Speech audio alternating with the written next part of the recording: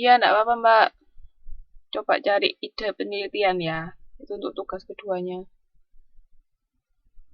Ya kayak misalnya pengaruh pengaruh apa?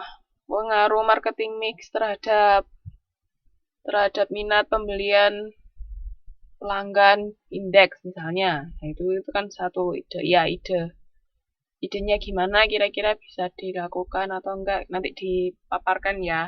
Nanti dipresentasikan.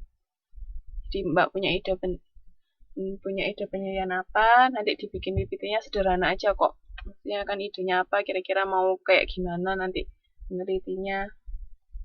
Jadi presentasikan di TTM pertama. Paham, Mbak?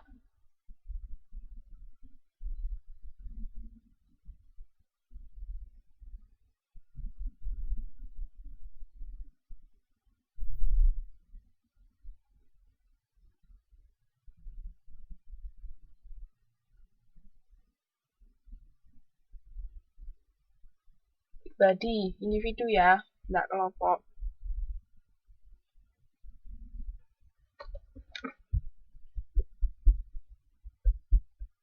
Nanti soalnya kan bikin karir individu, bukan kelompok.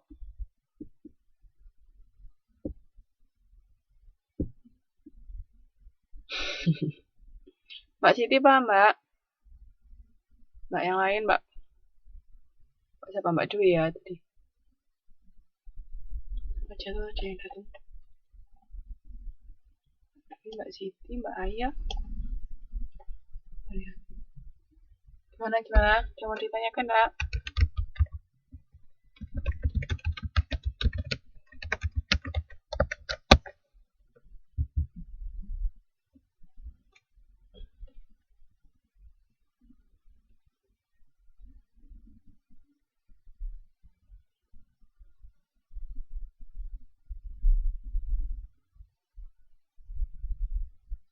C.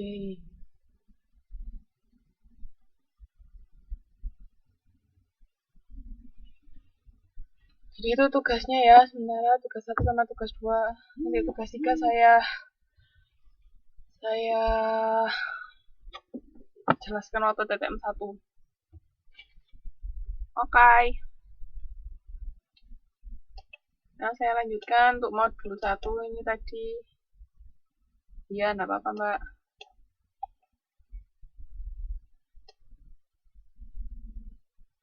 Tentang pemahaman konsep dan studi perilaku konsumen dalam pengembangan strategi pemasaran.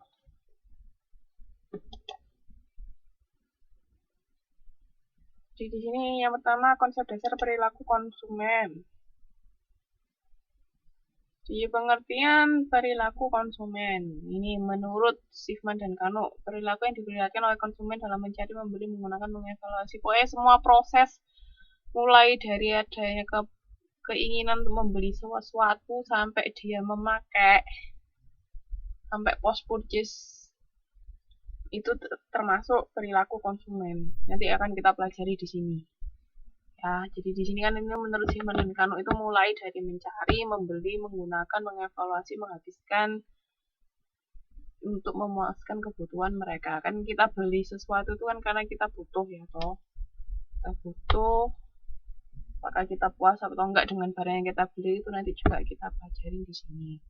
Kalau menurut Solomon itu suatu studi terhadap proses yang dilalui oleh individu dan kelompok ketika memilih, sebenarnya hampir sama sih, cuman kan biasanya setiap akademisi ini dia kan kayak menerbitkan penelitian atau apa, dia punya definisi sendiri, tapi sebenarnya intinya hampir sama.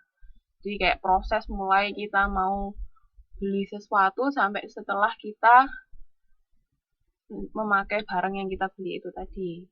Jadi kan intinya untuk memuaskan kebutuhan sama keinginan individu kita. Itu perilaku konsumen ya. Di pokoknya kayak saya tadi bilang, karena konsumen mbak-mbak sendiri juga konsumen, jadi bisa dikembalikan ke diri masing-masing gimana. Nanti misalnya ketika mbak-mbak mau beli itu biasanya apa yang dicari, apa yang caranya gimana. Nah itu sebenarnya sama mbak-mbak sendiri. Nah ini terus tindakan-tindakan yang dilakukan oleh pelaku yang berhubungan dengan proses pengambilan keputusan dalam memperoleh, menggunakan, dan membuang produk-produk yang dikonsumsi. Di sini ini membuang ini maksudnya bukan dibuang barangnya ya, tapi digunakan. Jadi kayak manfaatnya itu dipakai. Itu maksudnya di situ. Jadi mengkonsumsi sebuah produk. Nanti ada misalnya kita bisa belajar tipikal orang yang kalau kalau beli itu harus mencari informasi dulu sampai detail, misalnya barang ini kegunaannya apa, caranya gimana. Ada yang orang wis asal beli, pokoknya pokoknya lagi butuh ini, yang ada itu dibeli. Nah, mbak-mbak tipe seperti apa, nanti kan bisa dilihat di situ. Mbak-mbak biasanya kalau mau beli barang harus tahu detailnya nggak tentang barang tersebut, atau langsung beli aja.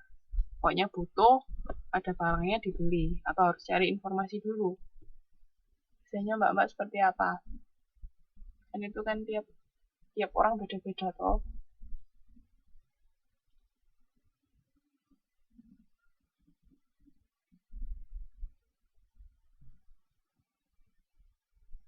Tergantung barangnya.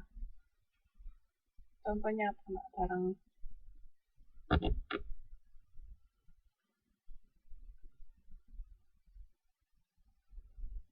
apa? Kalau barangnya mahal, biasanya lebih cari informasi nggak sih? Biar nggak salah pilih barang. Jadi kalau misalnya kayak beli sabun, kayak ada tinggal beli. Ya nggak dengar. Waduh, ini apa ya Mbak Aya ini?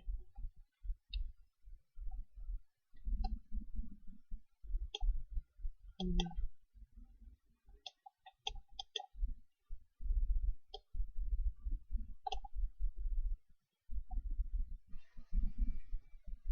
Ye, idem, nggak boleh idem. Mbak Aya ini komputernya baru tah?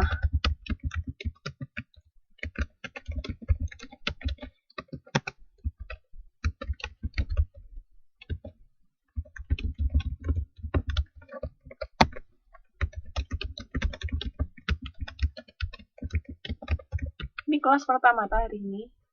Atau baru ini aja nggak bisa dengar?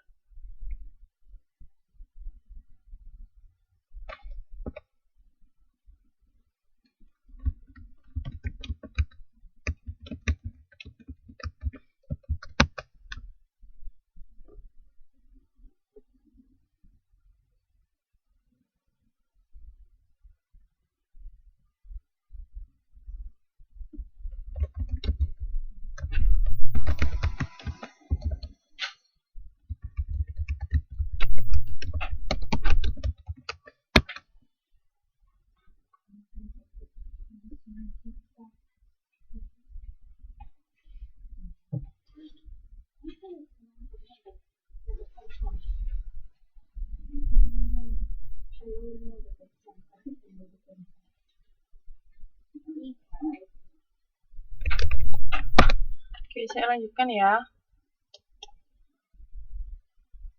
Nah, ini saya tanya, apa bedanya customer sama consumer? Kalian tahu bedanya customer sama consumer?